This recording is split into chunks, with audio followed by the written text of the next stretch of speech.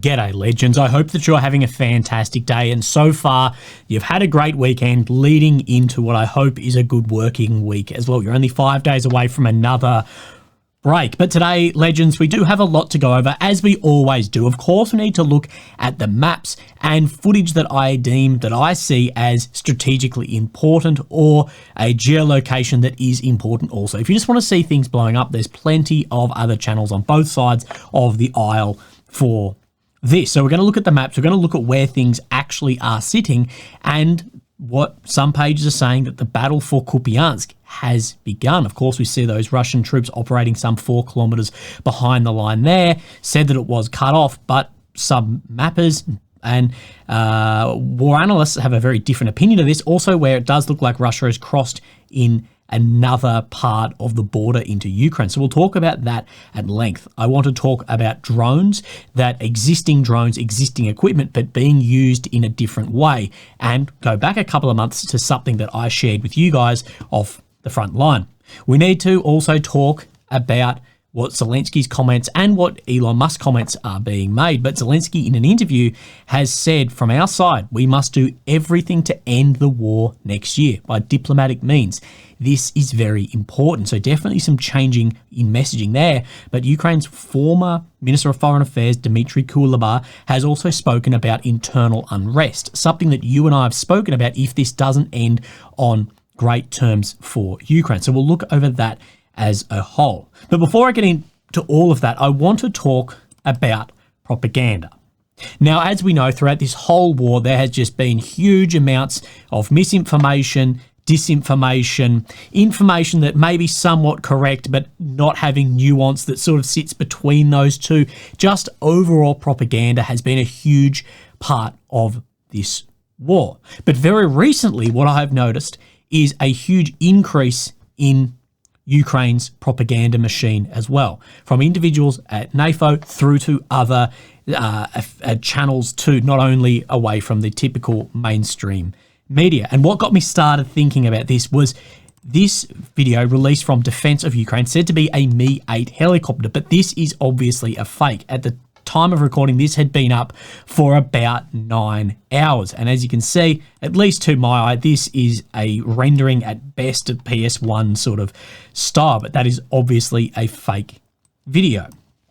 That's all right, harmless. And then I got on to thinking, well, what does a huge increase in propaganda actually mean? Like if we see one side really pick up, like both sides are absolutely fighting in the informational space with propaganda, but if we see one really start pushing it more and more, what could that be showing us? And we have seen a huge shift recently with a lot of NAFO accounts moving off X, moving to Blue Sky. But one thing I did notice with NAFO throughout the best part of 3 years of war is in the beginning, it was this to counter Russian disinformation. But what I've seen is it moved from countering disinformation in the public sphere to pushing only pro-Ukrainian information in a public setting. And these are different things where you're saying, well, this is fake, we're countering that, to just pushing one element. There's been a huge shift in this. But with the increased disgust from NATO towards Elon, especially with comments that we'll look at later on today, and NAFO moving a lot across from X to Blue Sky, which has probably just created an echo chamber of information, that has then greatly reduced its effectiveness as well. Propaganda in an echo chamber means nothing because everyone already agrees with you. Propaganda is trying to get people who are on the fence to swing across. Just like in an election, this is why swing states are more important than California or Texas, what are going to go red or blue regardless. But let's talk about this. So my question was, nothing to do with Ukraine and Russia, but if in a war, in a protracted attritional war, we see one side's propaganda pick up massively, a sudden increase, what could that be telling us? And I asked ChatGPT for this to spit me out an answer. I didn't mention this war, I just said protracted, attritional. A sudden increase in propaganda during protracted and attritional war could reveal several potential dynamics at play. Here's what it might indicate. Sorry, I was trying to read my other thing here. We saw this Russian propaganda through 22, 23. massively pushing up. I believe it's almost like plateaued a bit at the moment. There's always that like background radiation of propaganda out of the Kremlin, but lately it's been a huge increase in Ukraine's propaganda. And this is what it could indicate. Morale management. The internal morale, the side ramping up propaganda, may be attempting to bolster its own population's morale, particularly if the war's toll is leading to fatigue and disillusionment, which we have seen a huge part of that very recently. Perception of weakness. An increased focus on propaganda might signal that this side is experiencing setbacks or vulnerabilities. Heightened messaging could be a compensatory measure to mask losses, challenges, or declining capacity. Shaping international opinion. They may be trying to counteract narratives from their opponent to secure more international support in diplomatic, economic, or military aid. This could be a response to sanctions, diplomatic isolation, so Russian side, or waning support from allies. So you can see why there may be this huge increase. Preemptive justification. The propaganda surge might indicate preparation for a significant action, escalation, retreat, controversial tactics. Messaging could aim to frame such actions as justified or necessary. Every time we see Russia or Ukraine talking more and more about nuclear plants, I get a little bit concerned if it's part of this. Targeting opponents' morale. Propaganda aimed at opposing side may signal attempts to exploit weaknesses, such as political divisions or war fatigue, to destabilise enemy cohesion. Shifts in strategy. A pivot to heavy propaganda could reflect a broader strategic shift where psychological operations are becoming a central aspect of their war effort. This might happen if direct military victories are proving elusive. So of the 6 we've gone through, I believe we can talk about that Ukraine is trying to manage their morale, the perception of weakness, international opinion, so more supplies, potentially preemptive justification, and, of course, potential shift in strategy if victories are proving to be elusive. 7, escalation or desperation. If the propaganda becomes markedly extreme or apocalyptic, it could suggest desperation. This might be a final push to rally all resources or to intimidate opponents into negotiations. We've seen talking about nuclear weapons could be part of this as well. Resource allocation indicators. Well-coordinated propaganda campaign may indicate that resources are being funneled into informational warfare, suggesting either confidence in its effectiveness or lack of capacity to escalate through other means, military hardware or troops. So you're focusing more on propaganda and your resources are going to there rather than to more expensive troops or hardware on the front line. That's why I showed you that video, but of course I could pull out 1,000 examples of clear, blatant Russian and Ukrainian propaganda. But this of why we've seen a sudden increase, I think tells us a lot about the situation at the front line. Visegrad24 said propaganda isn't just about creating fake news. It's also about hiding real news. Glass house, but expert might know it here. But what I'll say is effective propaganda is about editing real news, so the truth, into fake news by adding or subtracting elements to suit your more favourable position and your informational war. So if there's losses here, but an area has been taken, you focus on look at how many guys were killed.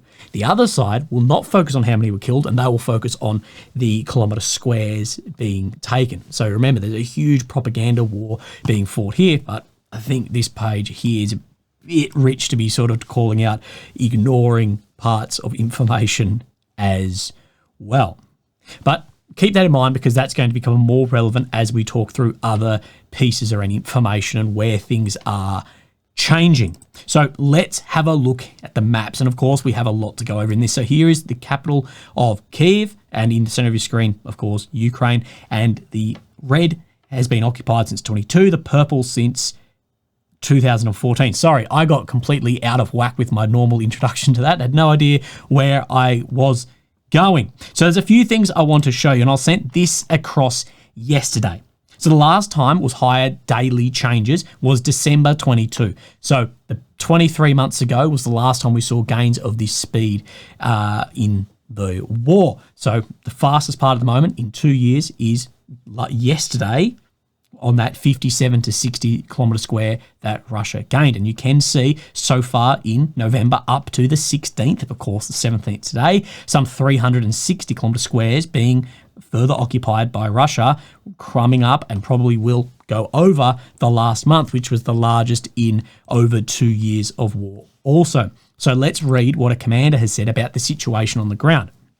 That Ukrainian forces hold an advantage in some weaponry over Russian troops, but face personnel shortages and as volunteers dwindle. And this is the thing, speaking on that information propaganda, what we never hear about from these like super pro channels at the moment, they're not showing any maps and where things are moving or playing down where that's moving or talking about manpower. If things aren't focused on that, it's ignoring the elephant in the room.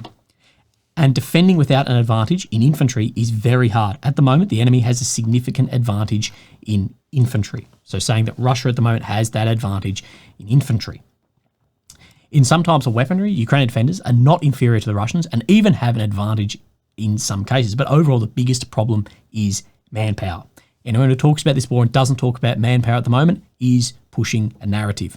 When asked if there are currently volunteers and motivated people, Filatov shared that the battalion conducted recruitment among conditionally early released convicts immediately after the relevant law was adopted. So coming out of prison to go into the forces. He suggests these individuals are the last volunteers. The guy who's in charge of selection gave a very good formulation.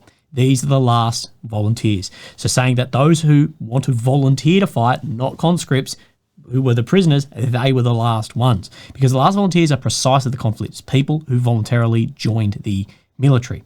Volunteers are a very rare phenomenon. Although such category exists, but as you understand, there's not many of them.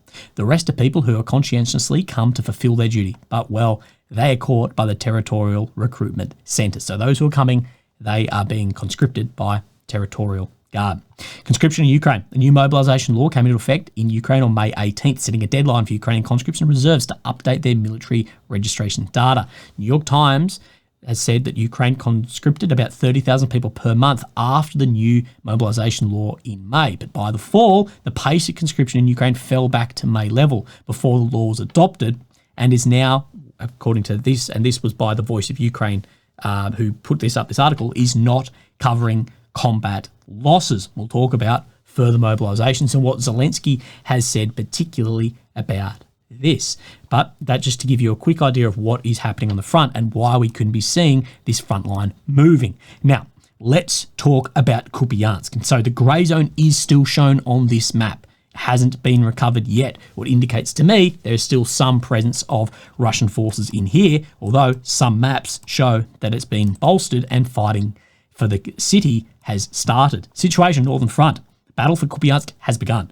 The fighting between Russian army and Ukrainian army takes place at the sugar plant, the dairy canning plant, and the metal receiving plant. Russian forces consolidated in New Forest north of the city and on these streets in the fodder plant. So out in this section here, saying that the battle has started, that there are more Russian forces in here that are occupying areas. This map, of course, is not showing that, but we saw those initial recon groups go in and we said, give it a couple of days to get an idea and we'll get more geolocations at some point, I am sure. AMK mapping is saying very similar. Russian forces have reportedly significantly expanded the zone of control in eastern Kupiansk after bringing in reserves. They have reportedly advanced in the industrial area and have consolidated their positions. Extremely heavy fighting is going on. So wait and see what the situation actually becomes in Kupiansk. But this is where I see so many people get sort of goggles on or blinkers on, blinders on, going, I've just seen these losses, it must be failed. But if those losses have then down the line a strategic break-in and more elements can be brought in, well, overall in attritional war, that could be seen as successful. But another area I want to talk about is, of course, we saw Russia push across the border in another spot right up around Muravi in here, not being shown as grey zone here at a weak point on the border. But something I missed the other day, because this map has showed it for 2 or 3 days, but Surek's showing it today, is just to the north of Kharkiv. There is a piece of red zone control where the Russians have apparently crossed the border here. Now, this was up yesterday and on the 14th to 15th became grey zone, but confirmed yesterday. Apologies, I missed that. I don't think it came up in Czech yesterday, or I reckon I would have seen it. Yeah, it wasn't ever shown in Czech. That's how I obviously missed that. So we see that there. Let's look at what Suryk has said specifically about this crossing. Situation northern front. From this axis, Russian army crossed the border and entered again the locality of this area. So again, how important is this? Well, we don't know. We don't know if that's going to follow up something major. But in a traditional war, I believe what Russia's trying to do is just push on many different axes and have Ukraine running reserves around or troops around trying to stop those advances, making it therefore easier on Russia's primary 1, 2, and 3 front lines, which at this point I believe are primary is Kursk, secondary around Pokrovsk, and third in Toretsk, and then fourth maybe Chasiv Yar. That's what I am seeing. So let's have a look and see what is changing on this map. So around Vishnevy, Selidov area, we can see some red check has popped up here. Now, what this is from a Russian flag at this geolocation. So right on the corner here, we have a video released by a Russian page showing some of the vehicles, but then also showing where the Russian forces have put up their flag as well. So confirming that advance and that being reflected onto the deep state map. But there's another update in here from Suryak maps. Now, the important area to look for is Zoroya in here. Of course, this is Selidov. So the best way to look is see where these two paddocks are right in here. These are, I believe, these two paddocks. So it's saying just to the north of Zoroya on the flank, this is where the Russian army have a lot of control. Basically showing, Suryak's map basically shows what the grey zone is on deep state, but in red. So take that as you will. So let's move down and have a little bit more of a look. And of course, we get down to Kursk. We see around Ilininka, Beretsky, we can see where those high areas were taken by the Russian forces that now they are occupying there. Now let's have a look here. Suryak showing very similar locations, so we can confirm that advancement here. But then, of course, this is multiple because the whole Kursk front is down into Antonivka as well, and we can see Dalny has come under more control today. Of course, we saw those Leopards fighting those T-series tanks as well, and Kursk goes the front goes all the way down into Antonivka, where it is saying that the Russian forces have expanded control both on the south of this run of towns and on the east. Potentially, we will see this all a massive withdrawal of the Ukrainian forces out of this salient and Russia be able to close that up. If or when, I couldn't tell you at this point. So let's continue moving, and what we can see is some green check on this map and some red check. Now, one thing I will say, I don't really understand what the blue check is meant, the green check is meant to be saying on this. To my knowledge of this map, that would say it's a map correction, that it was never lost, because blue is ground that Ukraine has made back in the past 24 hours. So we can see there has been some shift in here, some ground to the north of Starmorsky made by the Russians, and maybe a map correction of where the Ukrainian positions are actually sitting in here further to the south than previously thought. Again, not really sure. But we can get an idea from Suryak that on this front, Ukrainian army recaptured the locality of Makarivka. So Suryak is saying that the Ukrainian army has then retaken control of this section. So again, what exactly occurred there, I'm not really bloody sure. But that is the updates we have today, except for some geolocations and some other Suryak updates. So this is a geolocation. I can't show you much of this, but what we can see is Russian infantry working here and then being targeted by Ukrainian drones. The reason I'm showing you this is not because it's sadistic like a lot of people in this world, but the geolocation of this is right around where my cursor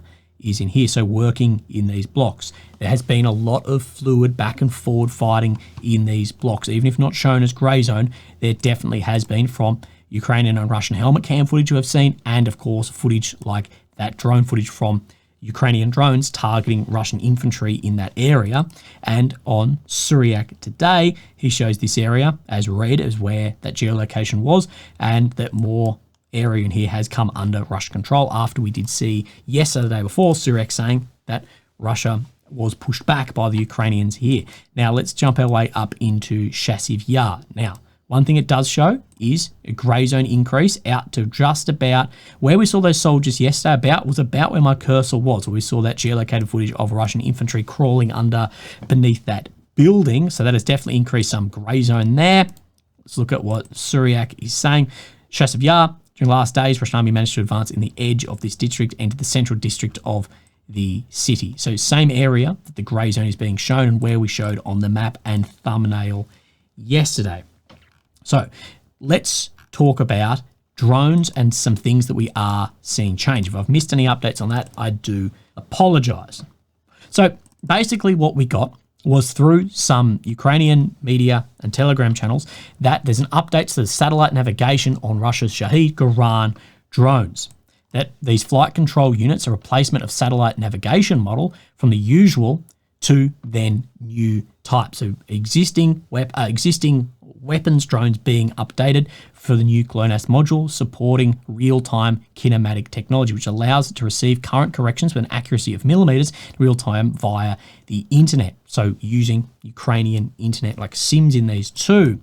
In addition, these navigation modules support the L5 GPS frequency range, so using GLONASS, GPS, and RTK. The map of this RTK coverage in Ukraine is freely available off the internet and seems the network itself works smoothly. So this is what we can see here broken down of what it is pinging off these. A new GLONASS module supports real-time kinematic RTK technology that's being added. Thanks to this update, the drone becomes less vulnerable to GLONASS spoofing and jamming by electronic warfare when it's in the RTK coverage area operating this network, having 3G and LTE modem on board of the Russian drone. How it works in real life: flies in airspace. In addition to corrections for satellite, it receives connections via the internet from this network. But there's something else that I believe these could be doing that we broke down not recently, a couple of months back. The Ukrainian military shot down a Russian drone, a Shahed 136, which is equipped with a mobile communication modem of a Ukrainian operator. And what this can potentially do, though, is ping people's 3 and 4G Wi-Fi and triangulate where frontline positions and command may be. This homemade module, based on a router connected to the Ukrainian mobile network, was supposed to help track the location of the modified drones. In this way, Russian military is trying to identify the weak points of Ukrainian air defense. To do this, they monitor places of premature stop of drones, so where has it gone down, and send the next wave of drones on a different route to attempt to find a safe corridor. So sending out a heap of drones, seeing where they stop, where they've been intercepted, but pick out a route in this just en masse. That's why I've seen some of those drones actually trying to add pieces to it to increase their radar cross-section as well. But I think there could be something secondary to this, and back in the 28th of September, you and I spoke exactly about this. Basically, Russia is now using all land drones, so we're talking about Shaheds, but let's go with this at a sec, at a high level to act effectively as cell towers. If your phone is on, it'll constantly ping. This is how Russia hit the camp in Lviv in the very early days of the war as a direct result of cell phones. So let's break down the actual message that was being circulated amongst this contact and others. The drones equipped with electronic warfare equipment vacuum and the frontline areas to detect identifiers of various types of equipment. So those pings are getting vacuum sucked up. They look for MAC addresses, Wi-Fi addresses, Bluetooth, phone SIM cards, all of this. The latter identifiers are linked and can be used by the enemy to determine the phone model and find out which mobile operator the subscriber uses. So looking for like a Kyivstar SIM card. The principle of determining the position of a device identifiers is simple. The enemy UAV receives the following information at any given time. The UAV's coordinates, it is being equipped with this secure commenter module, which is more resistant to GPS and GLONASS spoofing, like we spoke about being added to the Shahed drone.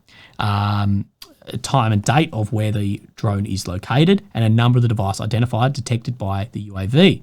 Then the UAV determines how strong the signal is, so that gives it an idea of how far or close that ping of the Wi-Fi, of the Bluetooth, of the cellular coverage may be. It determines the location of the devices by flying in a zigzag or a spiral or tandem with another UAV at a different height, and vacuuming up all these pings by the Russian UAV can be represented, say, by a circle on the ground. Two UAVs flying at certain distance from each other detect the same identifier. It means it can be located or triangulated back in this segment of the intersection of, if it's two of them working with circles on the ground where that intersects, then we know there are a ping of this, or when there is a lot of pings, can be used in very different ways. If it's one, it has to ping in separate areas, or two, you can ping off each other of the drone if they're working in tandem. That's sort of what we've gone over. So potential of that to identify where positions are on the Ukrainian front line too. And at the time of that video, we shared The second part of that was how to deny the Russians the capability to do this, of turning off phones, of using them only in like secure areas, or by Faraday cages and things like this as well. Now, you and I have spoken a lot about the potential of internal unrest, and I haven't really seen this commented on that much by any officials.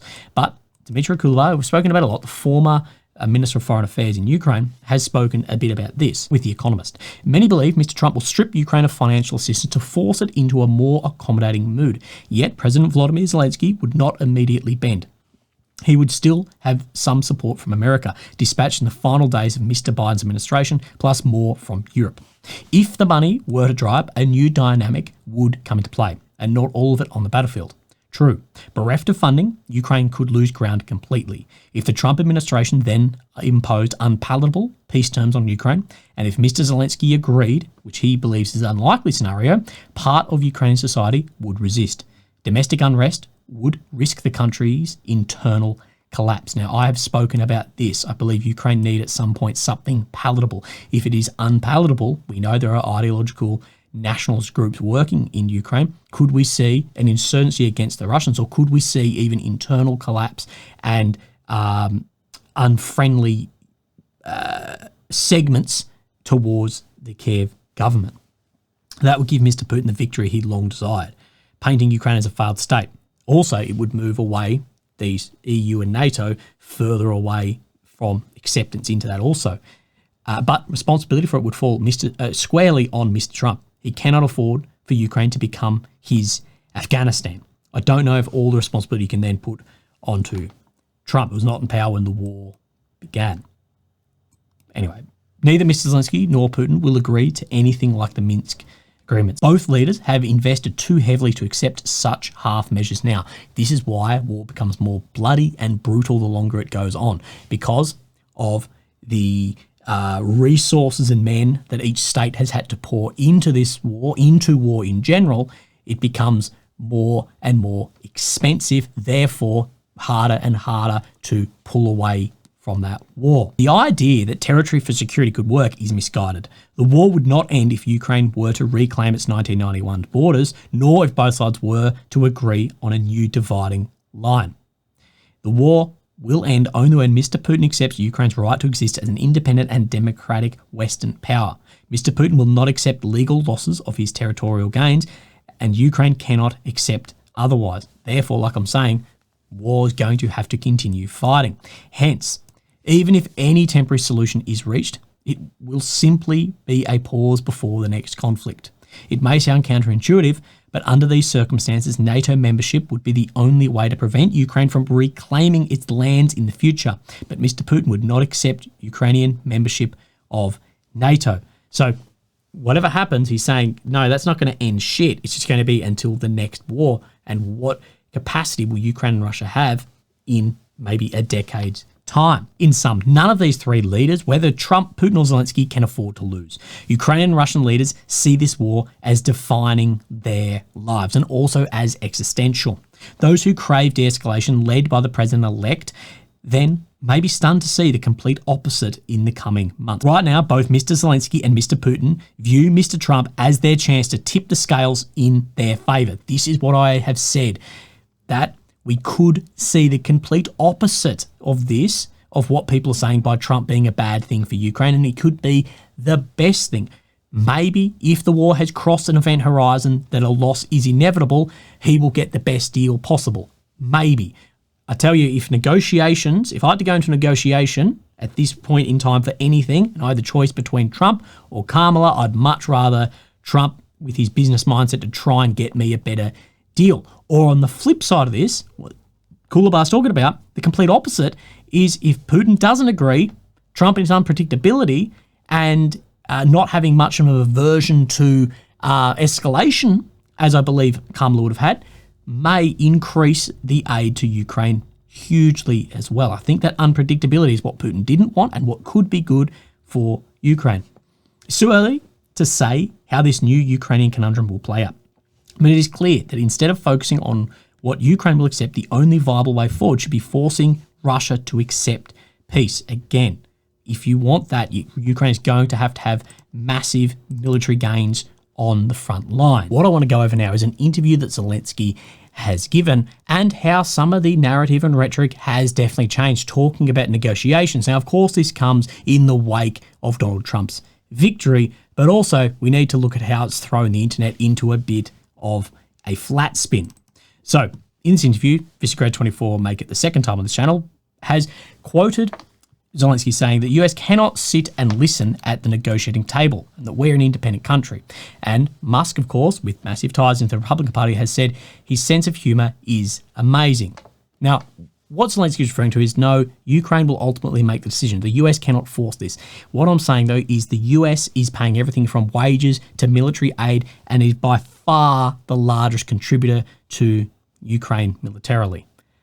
Yes, Ukraine can make its own decisions, but if the US support changes, that will massively affect those decisions. Absolutely, it will. If the US was to say we're cutting support and funding, Ukraine need to have a negotiation. There is no way they can continue the war without US support.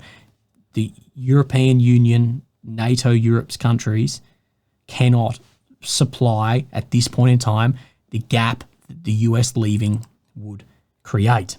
Tasaragami UA has replied again to this, that the question is rhetorical. Have high officers prepared for the fact that Musk can turn off Starlink? And how will this affect the management of troops? Have alternatives been found, such as fibre optic cables or other solutions, to avoid a situation where the internet will disappear at the unit headquarters? And of course, at length, it really hasn't. Ukraine is completely reliant on Starlink in many sectors. And this is what I find very funny, is individually, as far as individual humans who are the biggest supporters of Ukraine, it's actually Musk. It doesn't matter what he says online. Starlink has completely changed the efforts. And if Ukraine didn't have Starlink and those drones could not fly, the war would look vastly different. So let's look at this interview about the elections in the USA. Donald Trump will be the next president of the United States. The first statements from both him and his team were about negotiations between Ukraine and Russia. Under what conditions are they possible? Provided that Ukraine will not be alone with the Russian Federation, which will be strong. What can be the negotiations with the killer? If we talk simply with Putin, simply with the murderer, in the conditions in which we are now, not strengthened by some important elements.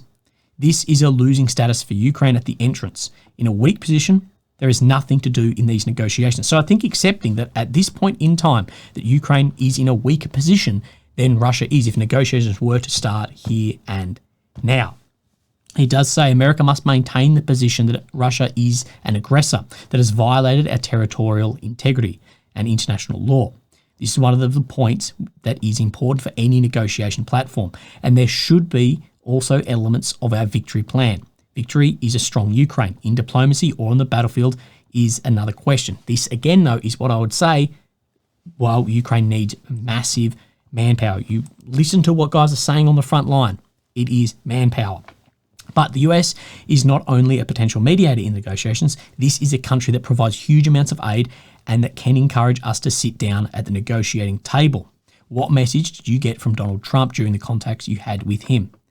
I think he doesn't say that. We're an independent country. It seems that both our people and I personally proved in negotiations with Trump, with Biden, and with European leaders, the rhetoric of sit down and listen does not work with us. So saying, if it is, sit down and listen, and this is what we're going to do, doesn't work. But if there's a threat of that funding going away, it would be very different, especially the US. How is Trump going to put Putin at the negotiating table? As far as we can see, he is sure that he can do it. I think Putin does not want peace.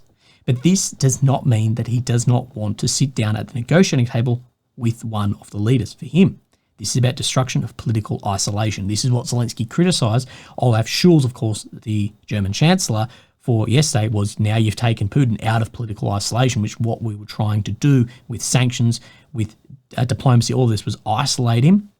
But that he said you've opened Pandora's box. It's beneficial for him to agree on some capitulation conditions from our side. But who is he? No one will give that. Again, it's going to depend on the reality of the situation on the ground. Let's imagine that negotiations became possible under certain conditions. What are our red lines? What I'll say is Zelensky really did avoid the question around what are our red lines. In the environment as president, there are different voices that perform certain tasks. Sometimes we can't even imagine why they do it. As the president of Ukraine, I will be serious about talking only with the president of the United States. With all due respect to any environment, I think according to American law, until Donald Trump, who is yet to be inaugurated and cannot participate in geopolitical processes. But did ignore that question about what are the red lines that we would not have any budging on. These days, half a year has passed since the entry into force of the new law on mobilisation. How do you rate its effect? This is what we spoke on before about there was an uptick and now it's back to those levels, which by Voice of Ukraine media is saying he's not meeting the losses at the front. According to the reports of the Chief of Staff, the Chief of the General Staff, the Minister of Defence and the people who report to me about the mobilisation, there are things that they should manage and there are things that are going as planned. War is a challenge, mobilisation is a challenge, reservation is a challenge. You need to find a balance so as not to lose unity in the army and in society. So there's division. What I have heard recently, and we went through the articles here, is there are some who are staying anonymous saying that Ukraine's President Zelensky is being kept in a political vacuum. I can't remember the word they used, but it wasn't there he's in a vacuum. He's in a sauna or something, that the reality is not actually getting passed up that chain to that. But again, that was very speculative. I believe it was maybe Wall Street Journal shared the article. Again, I can't remember. The law was supposed to increase the number of defence forces. We've already heard from the Secretary of National Security that they plan to mobilise about 160,000 more people. In addition, we constantly hear about the shortage of infantry, about cases when specialists in narrow specialties are transferred from the army to the infantry. Why has the law not yet been able to resolve this issue? This is the problem. To bolster infantry, if you're taking specialists away, that is reducing those supporting elements. Place the front line where Ukraine may have artillery parity. If those troops are made infantry, that will then reduce. Zelensky says all these issues were not resolved by one law. For example, today the transfers will work. It just happened to happen. Let's continue. Do you agree with the figure of 106,000 people? Because, for example, even about 500,000 sounds from volunteers. I disagree with the numbers. It is impossible to talk about the exact number because there is a question of the task. If there are not enough people at the front, that is the answer. Whether hundreds of thousands of people were mobilised or not. Do I know how many were mobilised after the law? Yes. Is it enough? No. Well, why? Because after all, the most important thing is people. It is desirable that such steps be taken wisely, and therefore, if it is not enough, no one has mobilised 500,000. So again, sort of filibustering around here of, well, how many do you really need? Is this enough? And in my opinion is 160 is not enough, but it's also come 6 months, at a minimum 6 months too late, probably 12 months. I think the biggest thing we'll look back on this war is that Zaluzhny was correct on a lot. Take away what you might think of Zaluzhny, he was correct on the offensives, and criticise them if this has just turned, it's been failed, and that we need to mobilise up 500,000 men more than 12 months ago. Start that. About demobilisation. At one time, the Norman service was removed by this law. When they promised to develop separate laws for this, what has been done in this direction? We talk about those who have already served 1,000 days. With policies for the team will lead to the White House that the war will end sooner. So talking the war will end sooner because of the White House, but are really avoiding the question in this. Remember, the biggest criticisms we see from people of Ukrainian men being mobilised is that there's no law on demobilisation that has been removed. There's no laws on rotation. This is having a huge effect on those signing up and the morale of those who are there. And this is a byproduct of that. According to the Office of the Prosecutor General, over 30,000 criminal proceedings were registered in 6 months only for voluntarily leaving a part. More than 18,000 for desertion. Do you realise that there is a connection between the fact that the military dares to take this step and the fact that they do not understand how much longer they will serve in conditions that may be unbearable for them? Speaking about some areas are unbearable, intolerable conditions, but again, avoiding the effect that that is actually having at the front. Both Ukraine and foreign analysts cite sad figures that the Russians occupied a record amount of territory in October. Why is this possible? In the east, the situation is difficult. There's a slow but nevertheless pressing and advancing Russians. For various regions, filling our brigades with trained people, filling and equipping the brigades with weapons, all these processes were slow enough. You can't just fill a brigade with people if it is waiting for one or another weapon, but also you can't fill a brigade if you don't have people mobilised or recruited. Again, there's this huge shift of blame that's all going towards America and the West, which I don't know if will be successful. We have been waiting 12 months for some weapons to be delivered since they were approved by Congress. In the East, there are brigades which the boys have been fighting for a long time. Very strong brigades. Their rotation is necessary. And talks about the Russians continually attacking and dropping things like FABs, and the boys get tired and leave because they can't shoot with back at the FAB. They bomb everything. Everything is collapsing. They ask if they can take steps back, and our military leadership says yes. Although, time and time again, we get through Telegram, through other things, guys saying we're ready to leave areas like Kursk, but we haven't been given the order. Heard the same in Volgograd. We heard the same in Avdiivka. But the rotation, demobilisation laws, these have been asked for over a year. People need to be sure that rotation is going on. What we can tell is guys saying that the Russian troops that attacked Kupiansk had been in the services shorter than the guys that had just been in that trench at Kupiansk. We're talking about a number of brigades, but filling and staffing is very slow. And we filled it with internal production, but not everything. Why, when we have understaffed brigades, do you create new ones? So who told you we create them? Remember, one of like the rules of attritional protracted war, you should never have a brigade or unit fall below 70% strength. What we have said is we hear again and again from like pro-Ukrainian accounts saying, oh, there's all these brigades ready to go, but other brigades are sinking below that. Doesn't really line up here, but are these new units just to form rotation? Over the next year, we have not formed any new units from the person asking the questions. Reserve units were created. Their core was people who had gone through the war. All this talk about new brigades, in order for there to be rotation, one brigade must be replaced by another. We call it new. That's why no one made by dozens of new brigades. There's not these dozens of brigades just sitting somewhere. There's training, rotation on, but trying to bolster that strength. What are we preparing for at the front in the near future? Will the pace of the Russian advance continue? Zelensky says, with their losses of 1,500 to 2,000 per day, wounded and killed, okay, because the Ukrainian Ministry of Defense cites that number of up to 2,000 at being just killed, so people presume then there's a 6,000 have been both wounded and killed per day. Again, this is why any numbers in this, whether Russian, Ukrainian, whatever, grain of salt until well after the war, even then. But he says the Russians with these wounded and killed, they cannot keep advancing with such losses. And in some directions, it is already visible how progress has slowed down. My question is, I'm not seeing in any direction that progress, that those losses are having effect in progress slowing down. We've had bigger days than we have had in the past 2 years. And this is something we've heard again and again. The Russian losses are so high, they can't maintain this pace with that and their use of missiles and this and that. But we're yet to see over 2.5 years that actually transform into the ability to not have movements or fire missiles at the front. I think there is a reliance on Russia collapsing rather than a Ukrainian victory. Is that possible? I guess, but it can't be the plan. And from our side, we must do everything to end this war next year. By diplomatic means, this is very important. So he's saying we must do everything to end the war next year. Ukraine does not have the mobilisation. It needed to mobilise at the start of this year to have the guys for next year. And with the weapons going to Ukraine, I don't know if it's possible, regardless of what weapons went in, even if Trump picked up, we're going to give 100 billion, are there men available to fight with those weapons to push back if the war is going to end next year? I can't see that time frame being enough to mobilise, equip, train, to have military victories on the front in that amount of time. So what does that mean? Well, there's going to be negotiations, and at this point in time, Russia is going to be going favourably into those negotiations at a position of strength. On the flip side of this, if I'd read this and I was a Russian official, I would say if Ukraine's saying it must end by next year, there's manpower shortage, there is this and that, I'd be saying, well, it must be very bad. Going back to the beginning of the video, we spoke about the increase in propaganda. Why then would you seek a deal that wasn't incredibly favourable to yourself? If it has been the war can continue, that Russia will run out, they're out of men, out of weapons, out of this, and it'll collapse too, we need to seek an end to this, I would take that as then we must be close to having further victories.